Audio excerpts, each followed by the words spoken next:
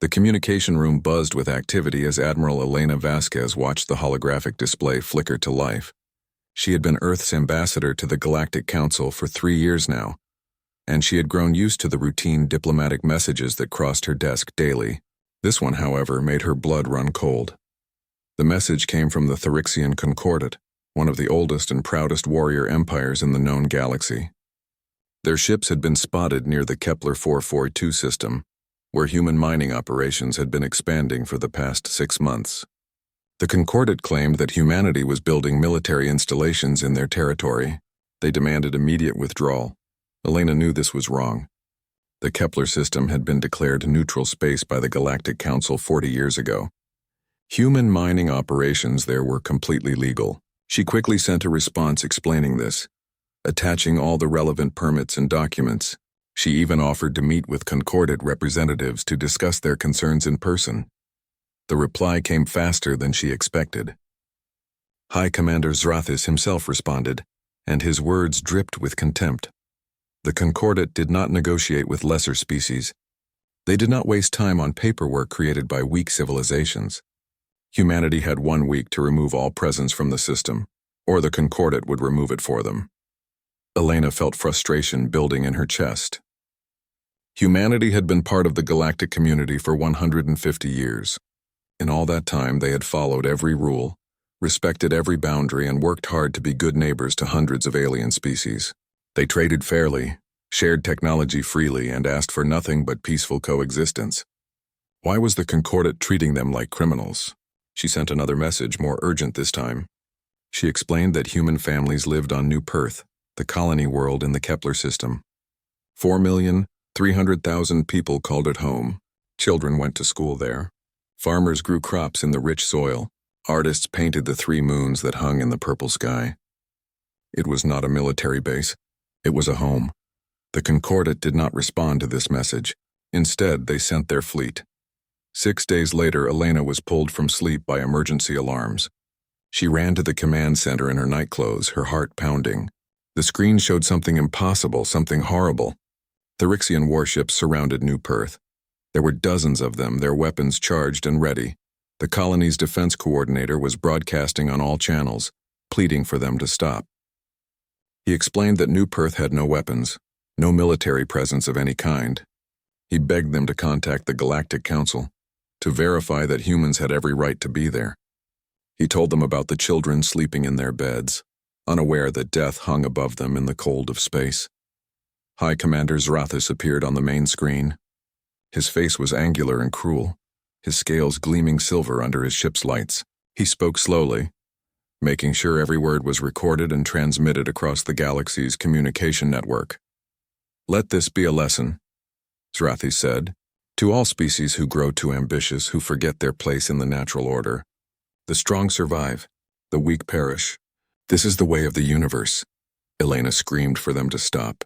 She tried to open channels to the Galactic Council, to anyone who could intervene, but everything was happening too fast. The Concordat fleet fired.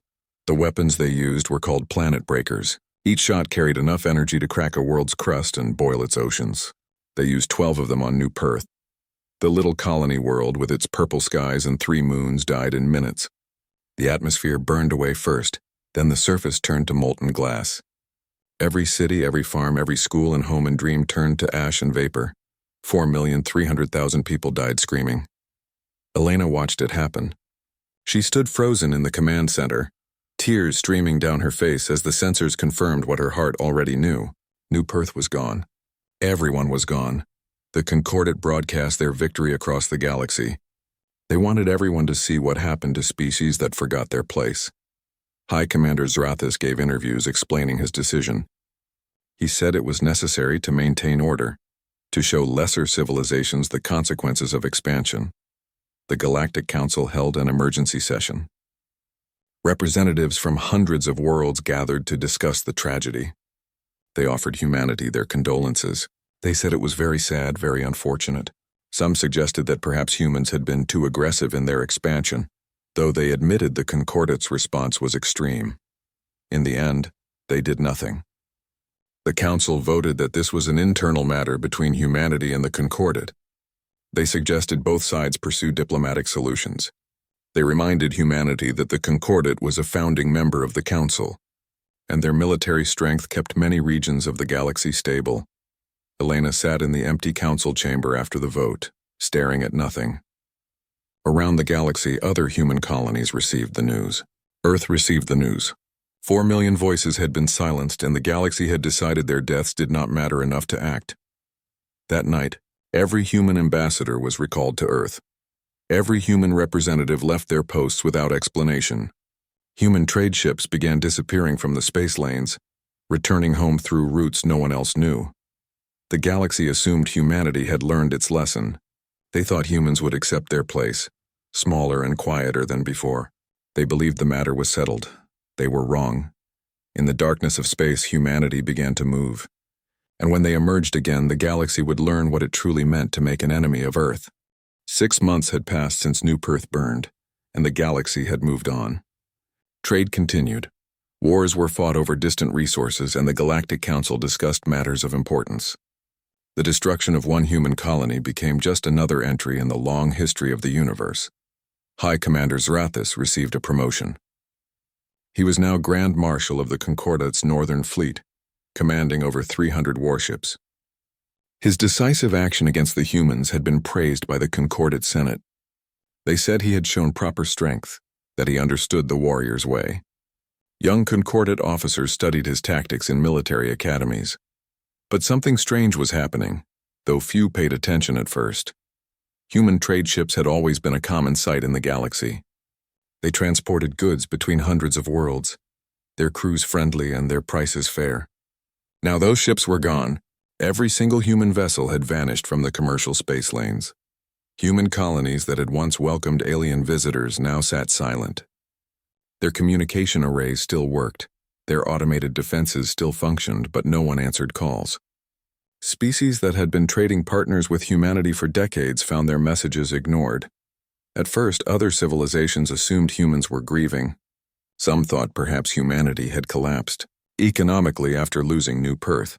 The more cynical species believed humans had finally accepted their inferior position in the galaxy and retreated into isolation.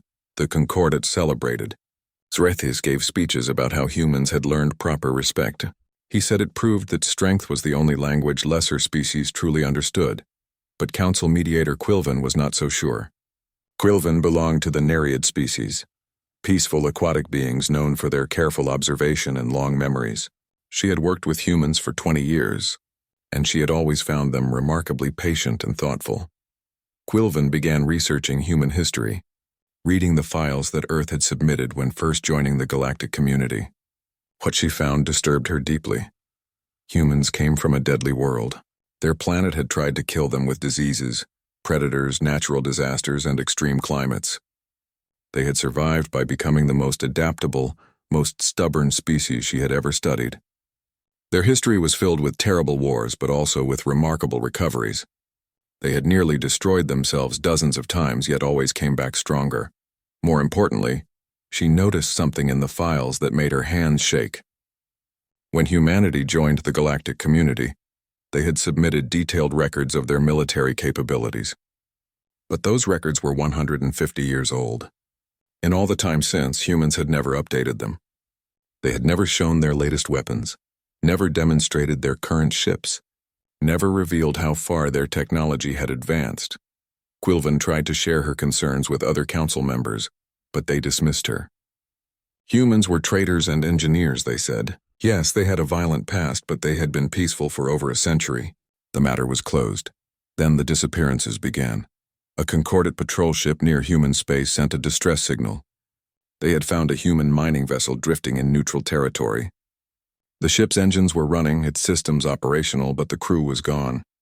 When the Concordat soldiers boarded, they found the cargo holds full of refined metals and the living quarters empty. No bodies, no signs of struggle, nothing. The ship's log had been erased. 3 days later, another Concordat ship reported finding an entire human mining station abandoned. The equipment was still working, automated systems still extracting resources from the asteroid field, but every human had vanished. Reports came in from other species too. A Zelvani merchant captain swore he had seen massive energy signatures coming from human space, like nothing his sensors had ever detected before. A Korthian science vessel reported detecting strange gravimetric distortions near the human border, as if enormous masses were moving in ways that should be impossible.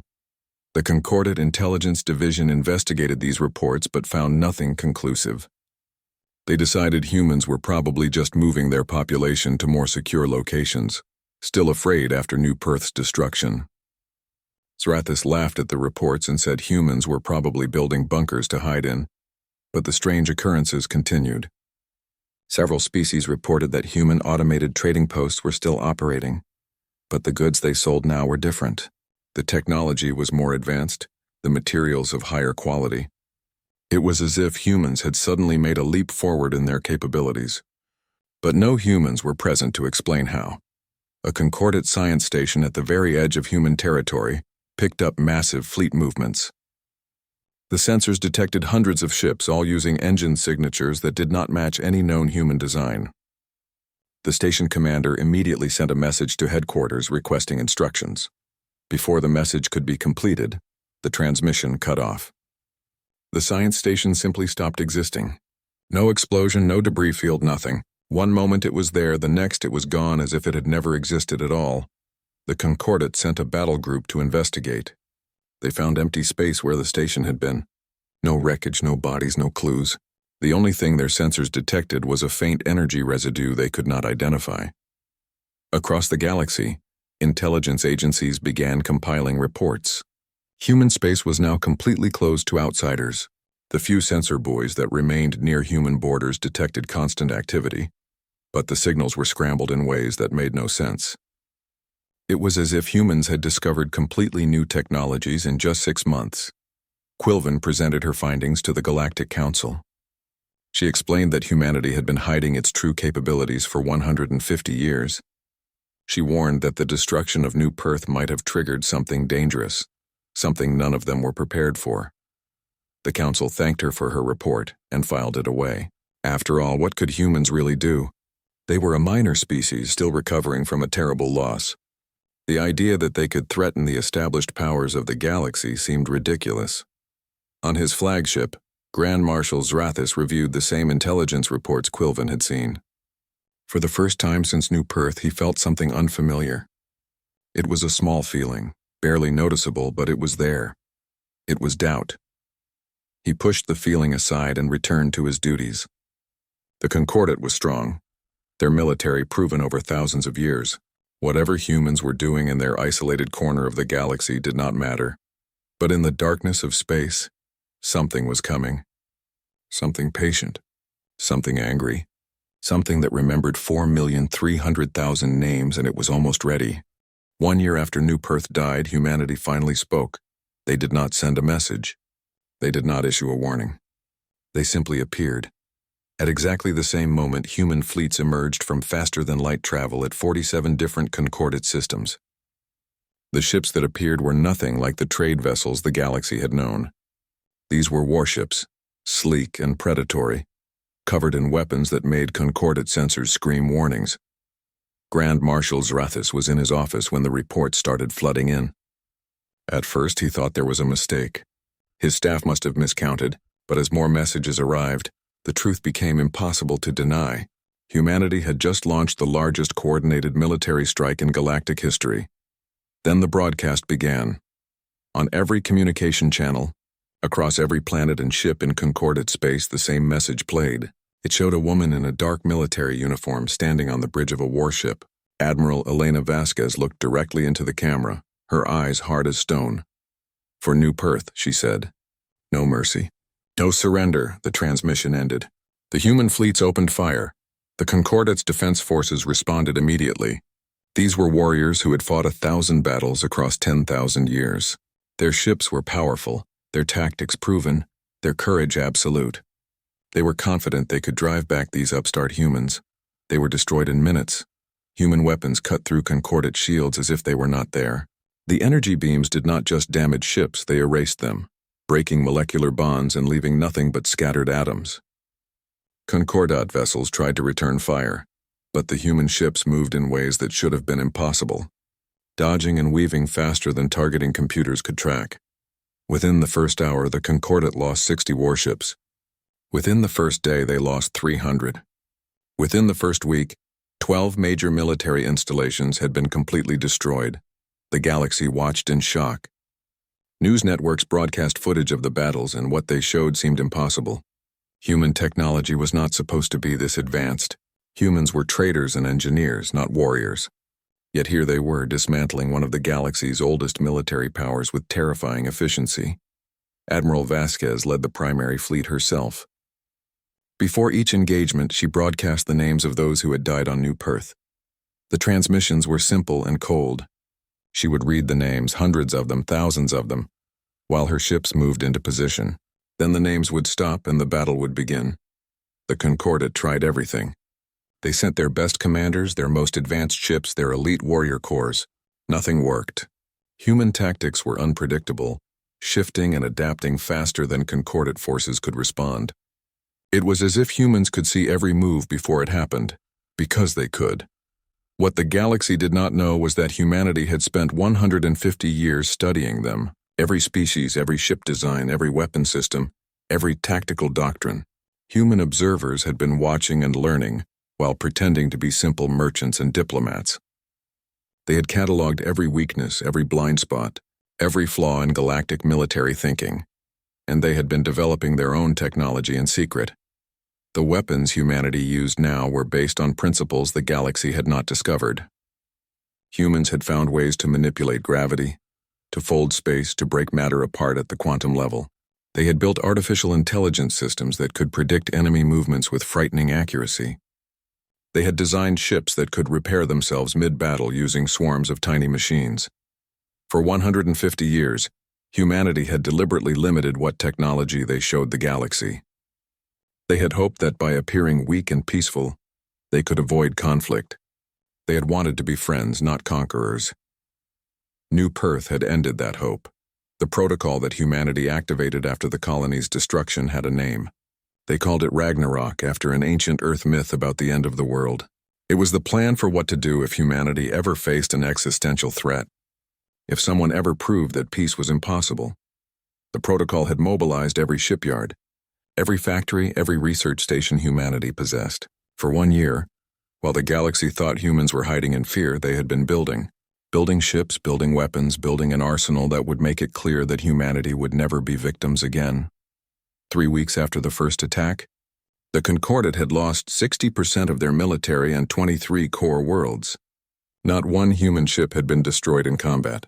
The few Concordat vessels that managed to damage human ships watched in horror as the damage repaired itself within minutes. The Galactic Council held emergency session after emergency session. They sent messages to humanity begging for negotiations. Every message was ignored. Admiral Vasquez had said no mercy, and she meant it. Other species began to panic. If humans could do this to the Concordat, what could they do to anyone else? Governments that had been friendly to humanity sent desperate assurances of their continued support. Species that had been neutral suddenly discovered they had always liked humans. Even civilizations that had privately agreed with the Concordat's actions now claimed they had been horrified by New Perth's destruction.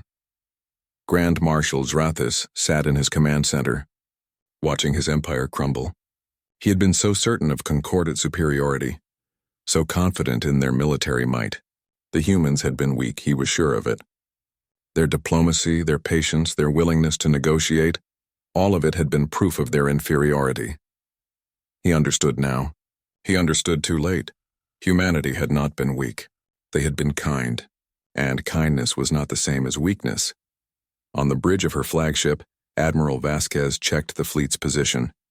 They were moving toward their final target. Ahead of them, the Concordat homeworld waited, its defenses scrambled and desperate. She had 4,300,000 names to honor. She had not forgotten a single one. And before this was over, the galaxy would understand what it meant to harm humanity's children. The fleet moved forward, unstoppable as a force of nature, as inevitable as the stars themselves. The response had only just begun. The human fleet surrounded Thyrixia Prime like a steel noose. 200 warships hung in orbit around the Concordat homeworld, their weapons charged and ready. On the surface below, 3 billion concordate citizens waited for death to fall from the sky, but the human ships did not fire. Days passed. The blockade remained perfect, not a single ship allowed in or out. Concordate military forces still on the planet prepared for invasion, but no invasion came. The humans simply waited, silent and patient. The Galactic Council convened an emergency session for the 15th time in 2 months. This time, every species sent their highest representatives. The chamber was packed with beings from across the galaxy, all of them demanding that humanity explain itself. The Council's speaker, an ancient crystalline entity called Harmonious, addressed the empty seat where humanity's representative should have been. His voice resonated through the chamber like a bell. Humanity, you have violated every principle of civilized warfare. You have conquered concordate territory without declaration. You have refused all attempts at mediation. You now threaten an entire planet of civilians. The Council demands you cease hostilities immediately and present yourself for judgment. For a long moment, nothing happened. Then the holographic display in the center of the chamber flickered to life. Admiral Elena Vasquez appeared and the chamber fell silent. She looked older than when the galaxy had last seen her. There were lines in her face that had not been there before, shadows under her eyes. But her gaze was steady and clear. Members of the Council, she began, her voice calm and cold. For 150 years, humanity asked for nothing but peaceful coexistence. We followed your laws. We respected your customs. We shared our discoveries freely and traded fairly with all species. She paused, letting her words sink in. In return, the Concordate murdered 4,300,000 of our people. They destroyed an entire world. They broadcast the deaths of our children as a warning to anyone who might dare to be like us. Successful and ambitious.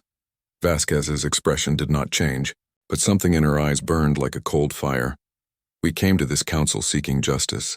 Do you remember what you gave us? Condolences. Thoughts and prayers. You told us this was an internal matter. You suggested we pursue diplomatic solutions with the species that had just committed genocide against us. She leaned forward slightly, and the camera moved with her. The Council taught humanity a valuable lesson that day. We learned that in this galaxy there is no justice. There is only strength. The strong survive. The weak perish. Your actions told us that our lives did not matter, that our children were acceptable losses. Around the Council chamber, representatives shifted uncomfortably. Some looked away from the display. We learned, Vasquez continued. We learned very well. The display behind her changed, showing technical specifications of human weapon systems. The numbers made several council members gasp. The technology was decades, perhaps centuries, beyond what anyone had believed humans possessed. This is what we did not show you, Vasquez said. This is what we kept hidden, hoping we would never need it. Fusion cores that can power a city or destroy one, singularity weapons that can collapse a star, artificial intelligence that can coordinate 10,000 ships as if they were one. Nanite swarms that can repair our vessels or dismantle yours at the molecular level. She let them absorb the information, watching the fear spread across alien faces. We could have conquered this galaxy at any point in the last century. We chose peace instead. We chose friendship. We believed in the ideals this council claimed to represent. The display changed again, showing footage from the attacks on concordate worlds. But the footage was strange. It showed human ships carefully targeting only military installations. Civilian areas were untouched. Ships full of refugees were allowed to escape. Food supplies were even left behind for surviving populations. Unlike the Concordate, we did not glass populated worlds. Unlike them, we did not murder civilians. We struck only military targets with surgical precision. Because despite everything, despite the lesson you taught us, we refused to become what they are. Vasquez stood straighter, her voice hardening. But make no mistake, the Concordate is finished as a military power. We have annexed all their territory as reparation zones. Their empire is reduced to one world. They will be permitted to live, to rebuild their civilization, but they will never threaten anyone again. She pointed at the camera, and it felt as if she was pointing at each council member individually. And you, the Galactic Council, will remember this day. You will remember that humanity asked for justice and you gave us nothing. You will remember that we took what was owed to us and we did it while still showing more mercy than you showed us. The chamber erupted in argument. Some species protested human arrogance. Others demanded sanctions. A few quietly suggested that perhaps humanity had a point. Vasquez waited for the noise to die down. When she spoke again, her voice cut through the chaos like a blade. "I have one more thing to say, and I suggest you listen carefully." The chamber fell silent. "For 150 years you mistook our kindness for weakness. You saw our patience as inability. You believed we were small and harmless because we chose not to show our strength." She paused, and in that moment, every species in the galaxy understood that something fundamental had changed. Never make that mistake again. Never confuse our mercy for softness. Never think our restraint means we cannot act. And never ever threaten humanity's children again. The transmission ended. The council chamber sat in stunned silence. On Thyrixia Prime, Grand Marshal Zarathis watched the same broadcast from his cell. He had been captured when human forces took the military command center. Now he was forced to watch as everything he had built was dismantled piece by piece. He had thought he was teaching humans their place. Instead, he had taught them that the galaxy understood only one language, and humanity had proven to be fluent in it. Around the galaxy, every species was recalculating their relationship with Earth. Trade agreements were suddenly renegotiated, this time in humanity's favor. Disputed territories were quietly conceded. Species that had been dismissive now sent ambassadors bearing gifts and apologies. The balance of power had shifted, and everyone knew that humanity had shown restraint in their response. They had proven they could be far worse if they chose to be. The question now was what humanity would do with this power. Would they become conquerors? Would they rule through fear? Or would they prove that mercy and strength could exist together? The galaxy waited to find out. 5 years had passed since humanity's response shook the galaxy. The universe was still adjusting to the new reality. The former concordant territories told the most surprising story. When humanity had first occupied these worlds, the galaxy expected oppression and exploitation. That was how conquest usually worked. The strong took from the weak and the defeated suffered, but humanity proved different. The occupied worlds flourished. Human administrators arrived with construction materials and engineers. They rebuilt destroyed infrastructure, repaired damaged cities, and established new trade routes. Instead of extracting resources, they invested in local development. Schools were built. Hospitals were staffed with both human and concordant medical personnel. The economy that the war had destroyed was carefully reconstructed. Most surprising of all, humans did not impose their culture or government on the conquered. Local leaders were allowed to maintain authority as long as they governed fairly. Concordant citizens kept their customs, their languages, their traditions. The only thing humanity absolutely forbade was military expansion. A concordant farmer named Thex spoke to a galactic news network, standing in front of his restored fields. The crops grew tall and healthy behind him. "I lost everything in the war," he said, his scaled hands gesturing to the land around him. "My farm was destroyed. My community was scattered. I expected the humans to enslave us or worse." He paused, looking directly at the camera. "Instead, they helped us rebuild. They gave us tools and seeds. They taught us new farming techniques. My family eats better now than we did before the war. I do not understand humans, but I am grateful to them." Stories like this spread across the former concordant. The occupied populations were not happy about losing their independence, but they could not deny that their lives had improved. Poverty decreased. Crime fell. Health care and education became available to everyone, not just the warrior caste. Meanwhile, humanity had become the galaxy's dominant military power. Their fleets patrolled space lanes, protecting trade routes from pirates and raiders. Other species watched nervously, waiting for humans to abuse this power to start making demands and taking what they wanted. But humanity remained peaceful. They asked for fair trade, not tribute. They offered military protection to any world that requested it, asking nothing in return except peaceful cooperation. They shared their technology cautiously but genuinely, helping other species improve their lives. The galaxy began to relax. Perhaps humans had truly meant what Admiral Vasquez said. Perhaps they wanted to protect rather than conquer. Then the new threat arrived. The first warning came from deep space monitoring stations at the galaxy's edge.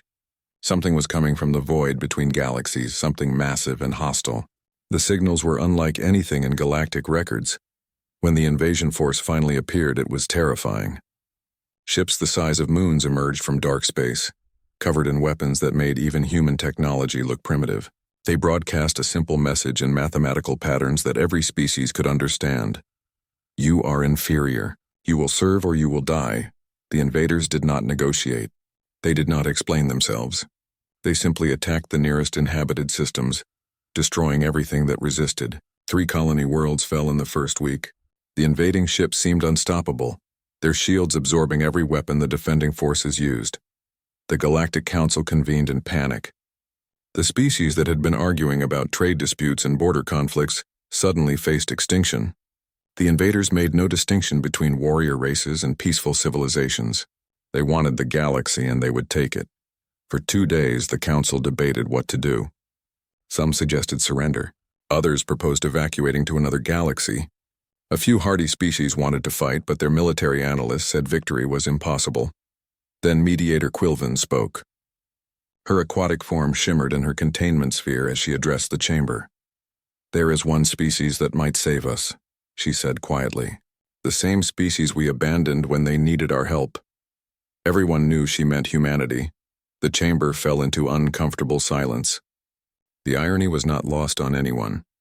The galaxy that had ignored human cries for justice now needed human strength to survive.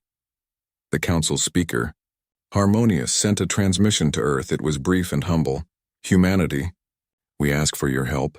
We know we do not deserve it. But the galaxy faces extinction. Will you defend those who failed to defend you?" The response took 3 days. When it came, it was Admiral Elena Vasquez, now Earth's primary representative to the Council. She looked directly at the camera, her expression unreadable. "The Council has asked if humanity will help defend the galaxy. Earth's government has debated this question extensively. Many of our people argued that we should refuse. After all, when we needed help, we received none." She paused, and species across the galaxy held their breath. "But we are not the Council. We are humanity. We did not become strong to dominate. We became strong to survive, and we survived to protect, even those who do not deserve it." Relief flooded the council chamber, but Vasquez was not finished. "However, there will be conditions. Humanity will coordinate the galactic defense. Our military command will have final authority over all fleet movements. Every species will share their complete military capabilities, no more secrets. And after this threat is defeated, there will be changes to how this galaxy operates." She leaned forward slightly. "The council that allowed genocide without consequences is finished. When this is over, we will build something better, something where justice actually means something. Agree to these terms or face the invaders alone." The council agreed. They had no choice. Human fleets deployed within hours, moving to defensive positions across the galaxy. They were joined by concordate ships, the former enemies now fighting side by side. Other species contributed what forces they could. Admiral Vasquez coordinated the defense from her flagship, analyzing enemy tactics and developing countermeasures. The invaders were powerful, but humanity had studied them carefully. They found weaknesses in the shield systems, patterns in the attack formations. The battles were brutal. The invaders fought with savage efficiency, but humanity had something they did not expect. Humanity had allies who fought not out of fear or conquest, but because they had been inspired by human mercy. The former concordate world sent every ship they could spare, defending the species that had defeated them. The turning point came at the Calvari system. Human forces lured the invader fleet into a carefully prepared trap. Quantum mines destroyed their shields. Then the combined galactic fleet struck, concentrating fire on the massive command ships. For the first time, the invaders retreated. The war lasted 6 months. It cost millions of lives and hundreds of worlds suffered damage. But the invasion was repelled. The surviving invader ships fled back into deep space. Their conquest failed. In the aftermath, the galaxy was exhausted but alive, and they knew who had saved them.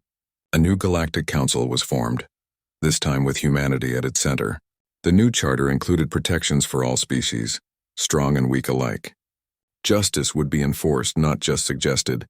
Genocide was declared a crime against the entire galaxy, with automatic military intervention required.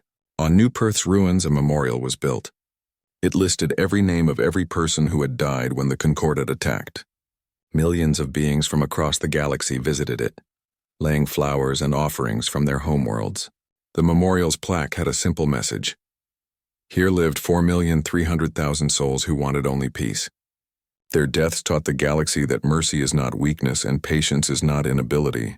Remember them, honor them, and never forget the cost of cruelty.